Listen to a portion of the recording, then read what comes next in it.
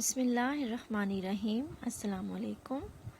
میں امید کرتی ہوں کہ آپ سب خیریت سے ہوں گے۔ سبق کی طرف جانے سے پہلے ہم دعا کر لیتے ہیں۔ ربی اشرح لی صدری ویسر لی امری واحلل عقدۃ من لسانی یفقہوا قولی۔ ربی زدنی علما، ربی زدنی علما، ربی زدنی علما۔ آج کا ہمارا سبق نمبر 14 ہے۔ جی آج کا سبق شروع کرنے سے پہلے میں آپ کو آج کی اچھی بات بتانا چاہوں گی۔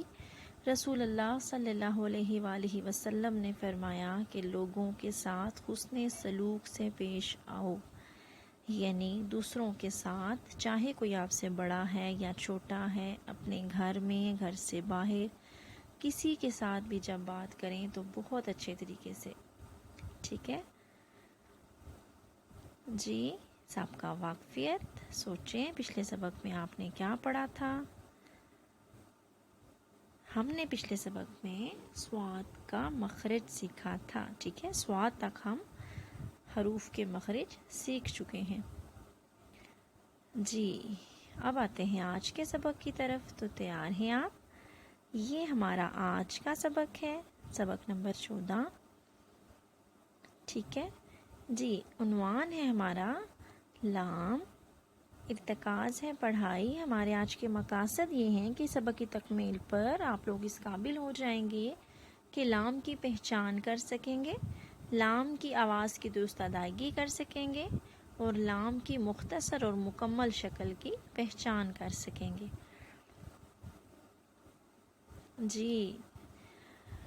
جی مجھے بتائیں کہ سب کو یہ تصویر نظر آ رہی ہے؟ کس چیز کی تصویر ہے یہ؟ اس چیز کی؟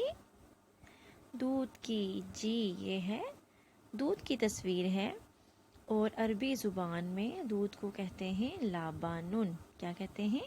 لابانن۔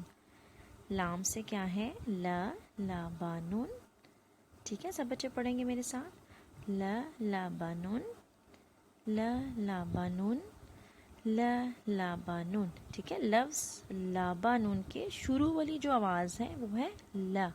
کیا آواز ہے؟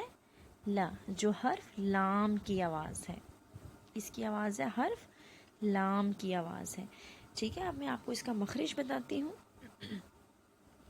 جب زبان کی نوک اوپر والے مسوڑوں سے لگے گی، ٹھیک ہے، زبان کی نوک کہاں لگے گی؟ اوپر والے مسوڑوں سے لگے گی تو لام ادا ہوگا، ٹھیک ہے۔ ل، ن اور را تینوں یہ دوست ہیں، ٹھیک ہے۔ لام، نون اور را کی آواز جو ہے یہ ادا ہوگی، ان تینوں کا مخرج ایک ہی ہے، ٹھیک ہے۔ یہ کیا لکھا ہوا ہے؟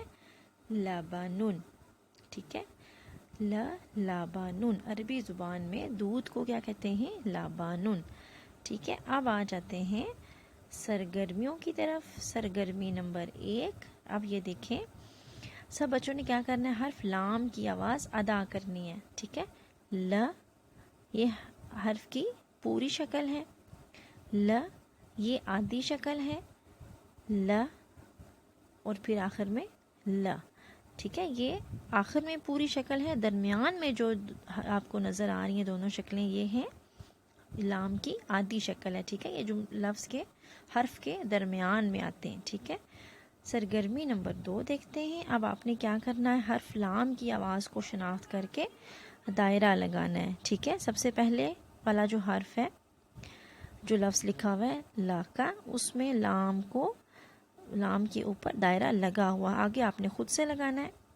آگے ہے ظلم، سلف، عاملہ، مثلا، ٹھیک ہے۔ یہ ہمارا آج کا سبق تھا، سب بچوں نے اپنی کتاب سے اس کو پڑھنا ہے، ٹھیک ہے۔